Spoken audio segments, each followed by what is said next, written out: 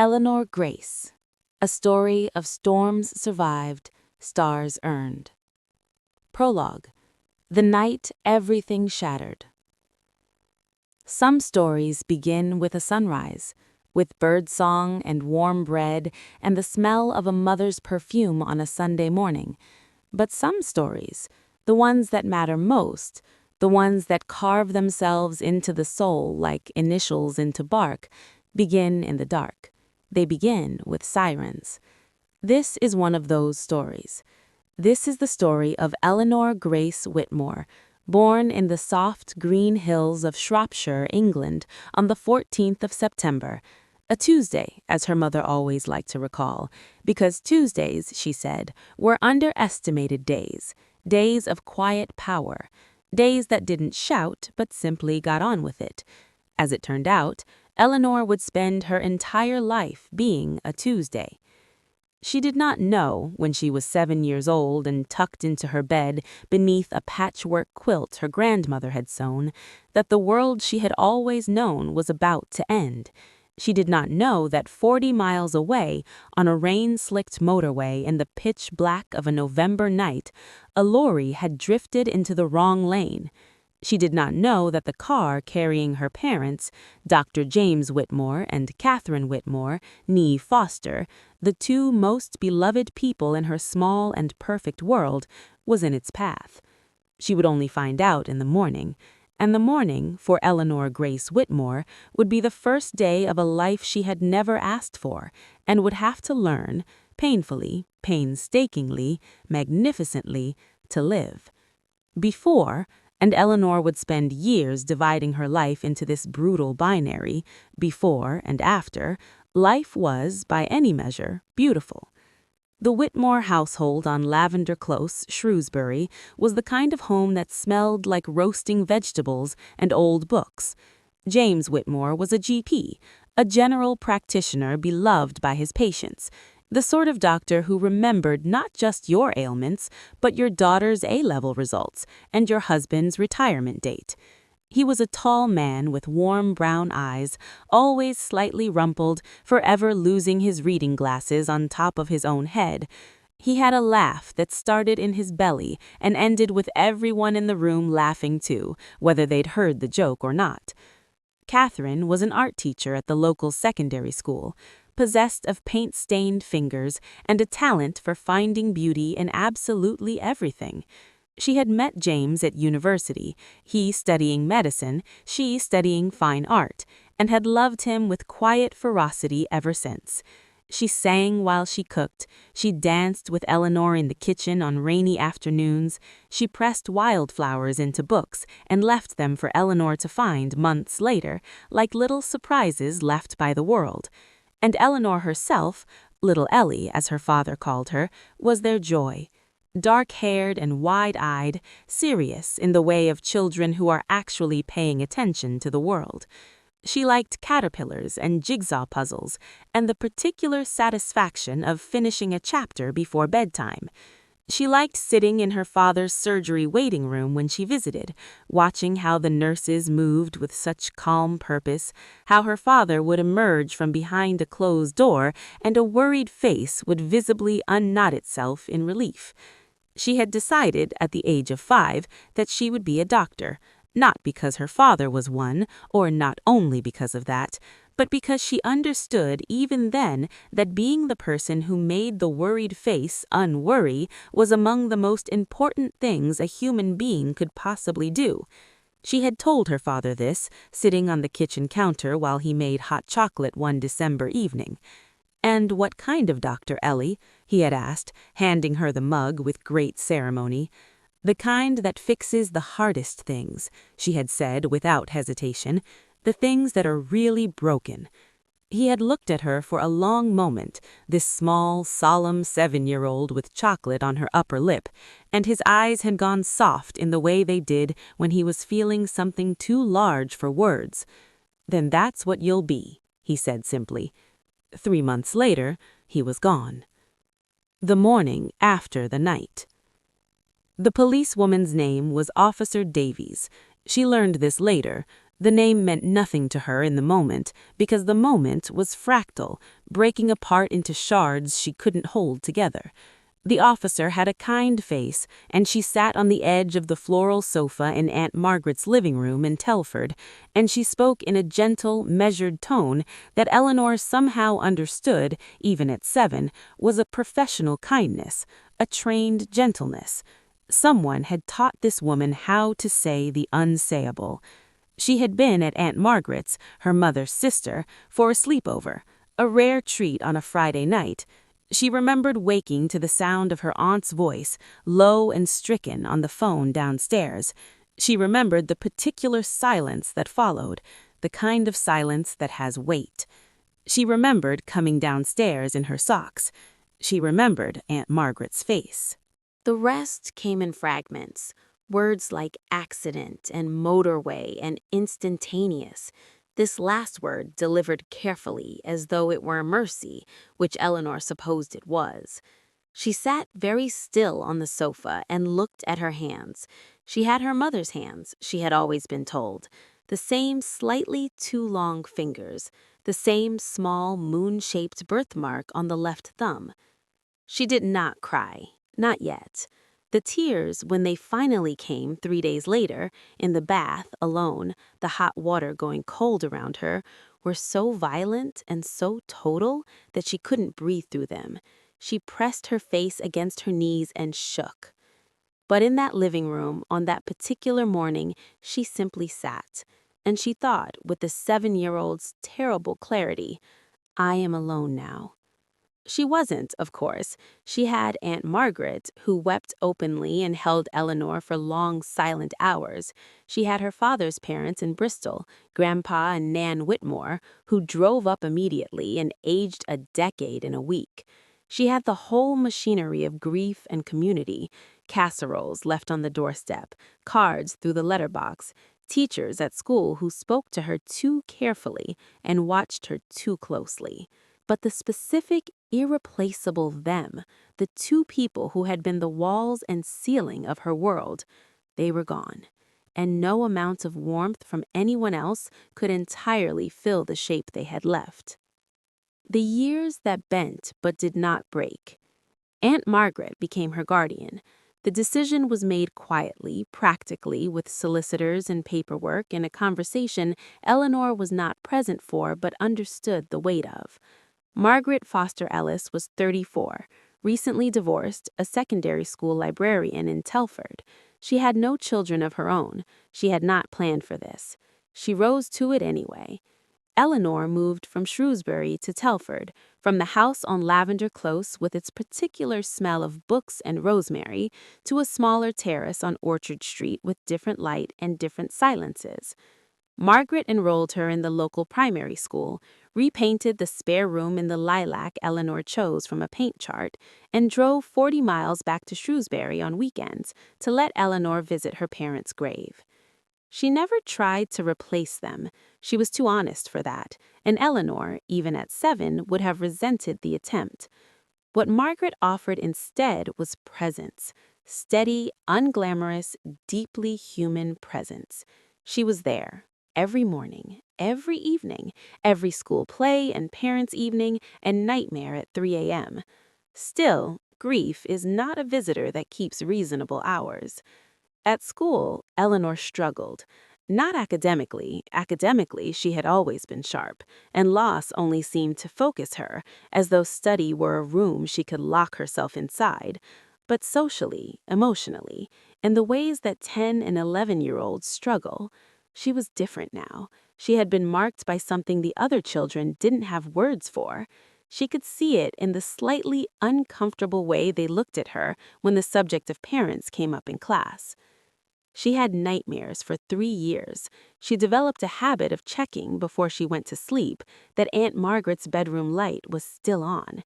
She wrote in journals compulsively, filling notebook after notebook with small, precise handwriting, not quite diaries, not quite stories, but something in between, a way of ordering the chaos.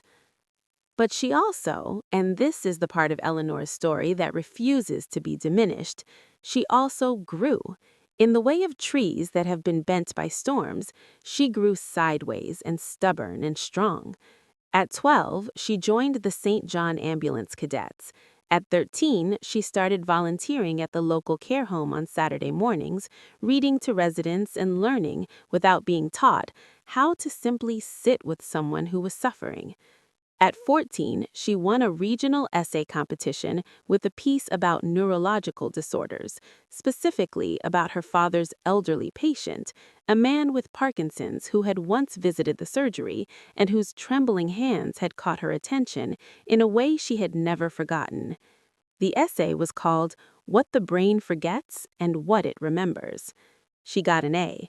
More importantly, she got something else, the particular electric certainty that she had found her direction. The broken things she had promised her father she would fix, the hardest things. The brain, the nervous system, the nerve pathways that carried sensation and memory and selfhood, the conditions, multiple sclerosis, Parkinson's, neuropathy, that frayed or severed those pathways, leaving people stranded inside bodies that no longer spoke to them. Neuropathy, the diseases of the nerves. She would learn later that the word came from the Greek, neuron, nerve, and pathos, suffering, the suffering of the nerves. Even the etymology seemed to speak to something she understood from the inside. Sixth form, sacrifice, and the long road north. Aunt Margaret had never had much money. What she had, she shared, not extravagantly, but with the kind of quiet, unadorned generosity that Eleanor would one day recognize as the highest form of the virtue.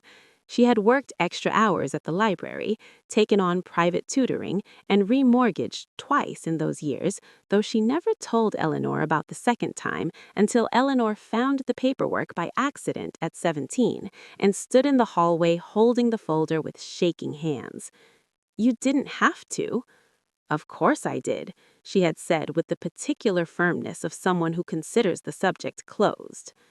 Eleanor applied to medical school at 16, begun the CGSE trajectory that would point her there, achieved 11 A+, and spent her sixth form years at Thomas Telford School studying chemistry, biology, mathematics, and further mathematics with the focused intensity of someone who was not just working for themselves. She was working for every night Margaret stayed awake so she didn't have to. For every Saturday trip to the supermarket where Margaret had put back the nicer coffee and chosen the cheaper one. She was working too, she understood this now, though she hadn't always, for her parents. Not in any mystical sense. She was not naive enough to think they could see her, but the grief had shifted over the years, the way grief does if you let it, from a wound to a weight, to something closer to ballast. She carried them not as pain, but as purpose. She got into the University of Manchester Medical School. Margaret drove her there in a car packed with boxes and plants and the old patchwork quilt from Lavender Close. She had retrieved it, along with a dozen other things, from the family home before it was sold. Eleanor had never asked her to. She had simply, quietly rescued what could be rescued. Standing in her new room in the student halls, looking out at a Manchester sky the color of old pewter, Eleanor felt the full weight of the journey it had taken to stand here. She pressed her hand flat against the window glass, feeling its cold. "I'm here, Dad," she thought, and for once, the thought didn't hurt. Not entirely. The making of a doctor. Medical school is not a romantic thing. It is a long, expensive, exhausting, frequently humiliating crucible from which, if you survive it, something hard and essential emerges. It is late nights with anatomy textbooks and early mornings on wards where you are the most useless person in the room. It is making mistakes in front of consultants who have seen everything and learning, again and again, how much you do not yet know. Eleanor loved it. Not in spite of its difficulty, but because of it. She had grown up understanding that the things worth having did not arrive easily. She had learned, at 7 years old, the radical lesson that the world does not owe you safety, and so she had no illusions. She simply worked. She worked when she was tired. She worked when she was homesick. She went back to Telford every month without fail to sit in Margaret's kitchen and drink tea and remember who she was. She worked when the material felt impossibly vast and her own knowledge felt impossibly small. She showed particular aptitude for neurology from her second year when she attended her first neurology placement and watched a consultant neurologist, a precise, no-nonsense woman named Dr. Anita Sharma, perform a neurological examination on a patient with newly presenting multiple sclerosis. The examination was a kind of choreography: the tap of the tendon hammer, the brush of the cotton wisp, the question, "Can you feel this? And this? What about this?" The patient, a man of 42, frightened, trying not to show it, answered each question with visible relief, as though the act of being tested was itself reassuring. Someone was paying precise attention. Someone was mapping the borders of what had gone wrong. Something settled in Eleanor's chest, a click of recognition. This was the thing her father had told her about without knowing he was telling her. This was the fixing of the hardest things, the ones that were really broken. She approached Dr. Sharma afterward. "I want to specialize in neuropathy," she said without preamble. "Peripheral nerve disease, nerve damage. Can you tell me how to get there?" Dr. Sharma had looked at her for a long moment with dark, evaluating eyes. "You know it's one of the hardest specialties to get into." "Yes. And the patient population can be very complex, very long journeys to diagnosis, sometimes no cure, only management." "I know." Another long look, and then, almost imperceptibly, a nod. "Come to my ward round Thursday morning, 6:30, don't be late." Eleanor arrived at 6. The Valley of the Shadow. Not every chapter of Eleanor's story is forward momentum. This is important to say because the sanitized version of a triumph, the one that moves in a straight upward line, is a lie that helps no one. In her third year of medical school, Eleanor fell ill. It began as exhaustion, but then everyone in medical school was exhausted, and she had dismissed it at first as the ordinary cost of an extraordinary workload. Then came the headaches, persistent, low-grade, resistant to paracetamol. Then the dizziness. Then, one afternoon in January, a numbness in her left hand that lasted an hour and left without explanation. She knew enough by now to know that this was not ordinary. She saw a GP. The irony of this was not lost on her. She was referred. She had tests, the kind of tests that involve lying very still in very loud machines, the kind that transform your body into a map that strangers read and discuss while you wait outside the room in a paper gown. The diagnosis was benign intracranial hypertension, raised pressure in the cerebral spinal fluid with no identified underlying cause, no tumor, nothing malignant, but serious enough to require treatment and monitoring. It was, her neurologist told her carefully, manageable. It was not going to kill her. It was not going to prevent her from completing her degree if she was careful. If she was careful.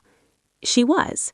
But those months, the months of medication and monitoring, and the slow, strange process of learning her own neurological landscape, changed her in ways she would only be able to articulate later. She lay in her own hospital bed on the same ward where she had done placements and understood from the inside what her patients experienced: the disorientation of being a body under investigation, the peculiar helplessness of waiting for results, the way the mind fills silence with its worst hypotheses. She thought of her father. She thought of the worried faces in his waiting room. She thought, "I will remember this. I will carry this with me into every consultation room I ever sit in." And she did. Becoming Dr. Whitmore. She qualified in June. It was a Thursday, which brought her no particular significance, but later, when she told the story, she often laughed at the anticlimax of it.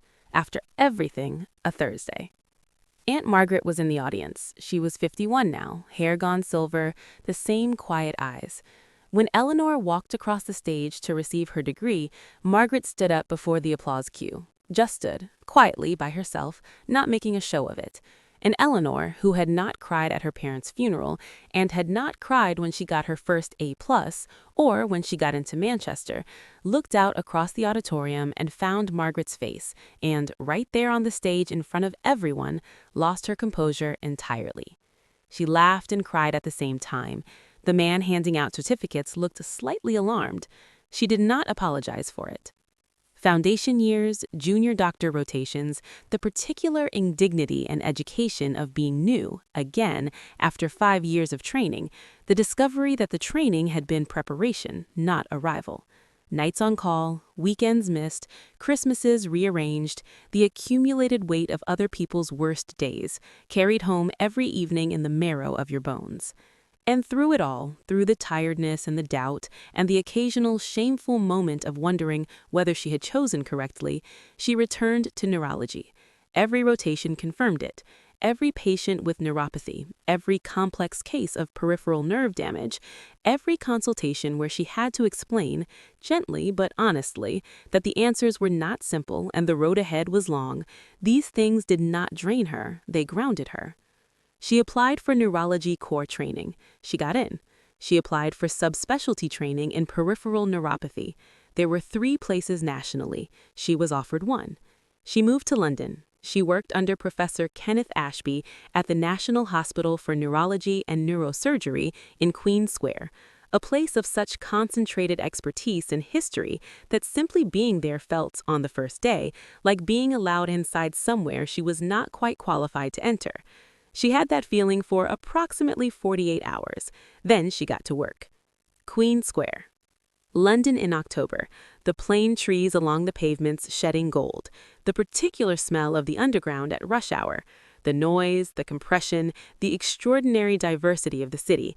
Eleanor, raised in Shropshire and schooled in Manchester, found London alternately exhilarating and vertiginous.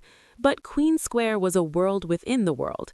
The National Hospital for Neurology and Neurosurgery, the NHNN to those who worked there, was the oldest and most celebrated neuroscience hospital in the world, and it wore its history the way old institutions do, not boastfully, but as an ambient fact, like good bone structure.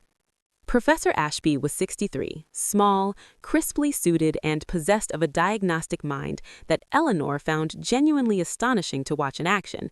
He had a way of listening to a patient's history, the exact particular way each person described their symptoms, that made you understand that the history was itself the diagnosis, if you knew how to read it. Most doctors listened for the answers to their questions. Ashby listened to everything, including the spaces between words, including what people didn't say. Eleanor became, over 3 years of training, his most trusted registrar.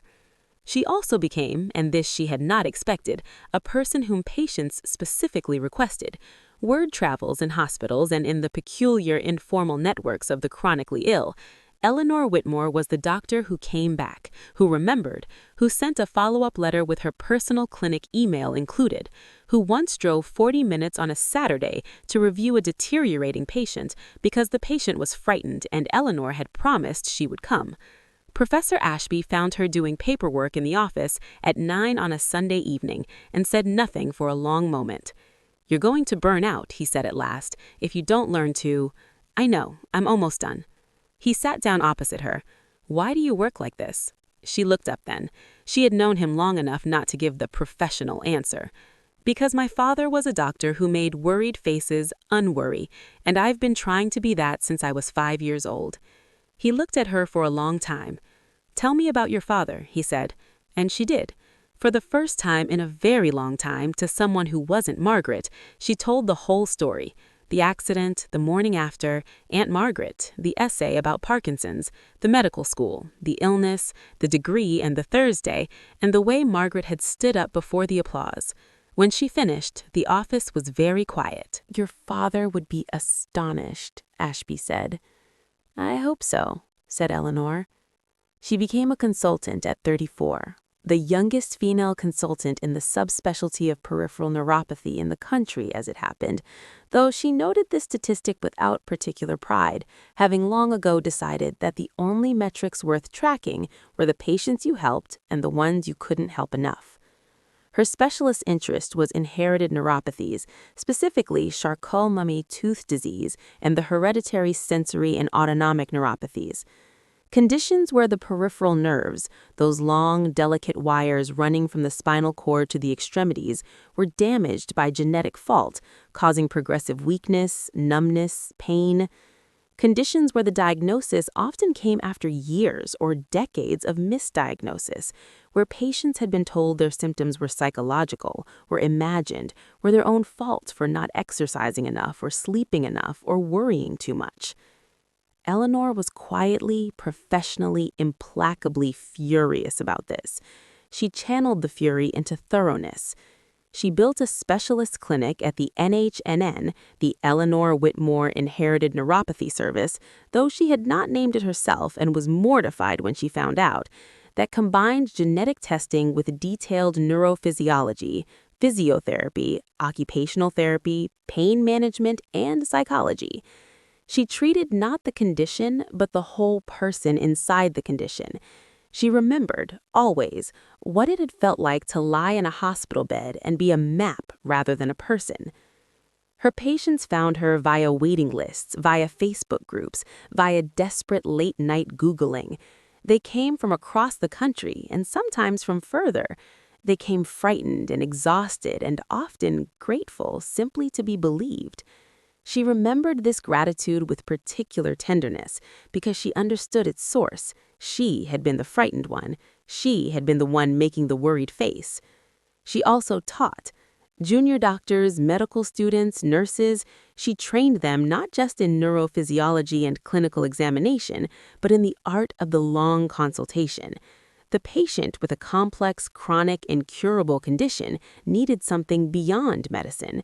They needed to feel that their doctor was not going to flinch, that they were going to stay in the room, even when the room was hard. Your job, she told her students in the teaching sessions she ran every month, is not just to diagnose and prescribe. Your job is to be the person who stays. Everyone else in a patient's life may retreat from their illness. Even the people who love them most retreat sometimes, because they're frightened too.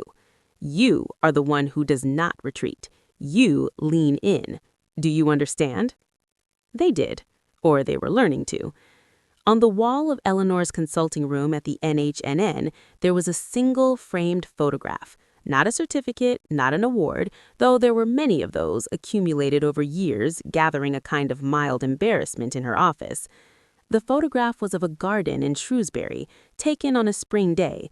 Two people stood in the garden, squinting into the sun, laughing at something just off camera. Patients sometimes asked about it. "My parents," she would say, and then, because the truth was too large not to acknowledge, "They died when I was 7. A road accident."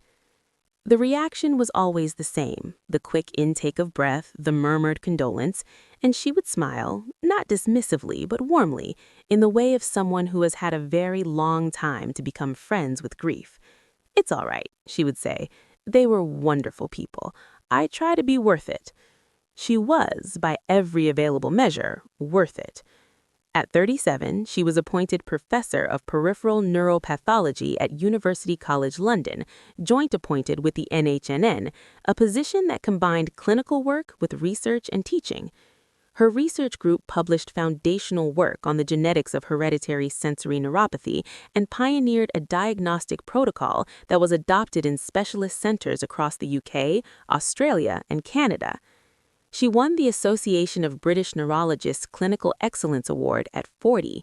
She accepted it in the same hall where she had once attended a conference as a medical student, sitting in the back row with a cup of terrible coffee, not quite believing she was allowed to be there.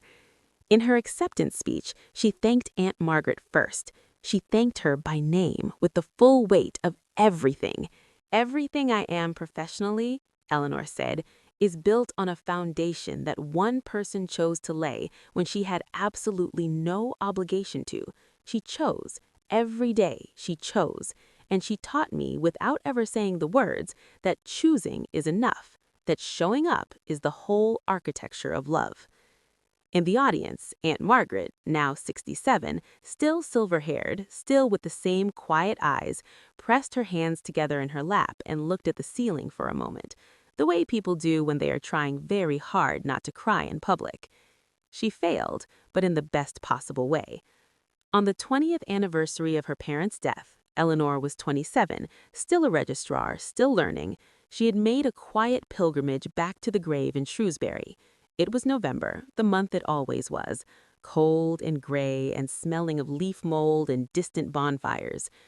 She had stood at the grave for a long time. She had talked, which was something she had never done before, feeling slightly ridiculous about it, but she had talked. She had told her father about the registrar training. She had told her mother about the flat in London, the small, light-filled flat in Bloomsbury she'd managed to afford, with a window box of lavender she'd planted herself. She had told them she was all right. And standing there in the November cold, she had understood, with the kind of clarity that comes only in quiet places, that this was true. She was all right. Not in spite of what had happened exactly, and not because of it. Life was not that tidy, but through it.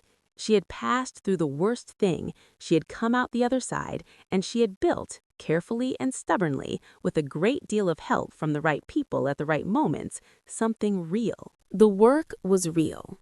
The patients were real.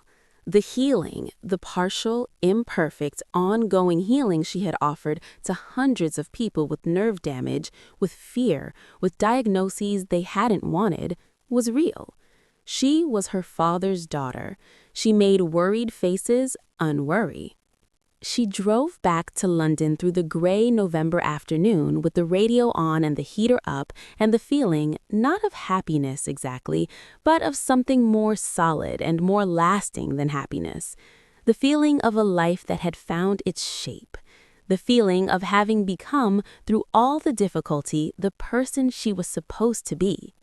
Eleanor Grace Whitmore is 43 years old. She works 4 days a week at the NHNN. She has learned at last to protect the fifth. And on Fridays, she tends to her lavender boxes and calls Aunt Margaret and reads things that have nothing to do with neurology. She runs, badly and joyfully, in Regent's Park on Sunday mornings. She has a cat named James, which she acknowledges is perhaps a little too on the nose, but the cat chose her rather than the other way around, and she has learned not to argue with the universe's casting decisions. In her clinic, there is a waiting room. It is full, usually, of people with complex diagnoses and complicated journeys to get here.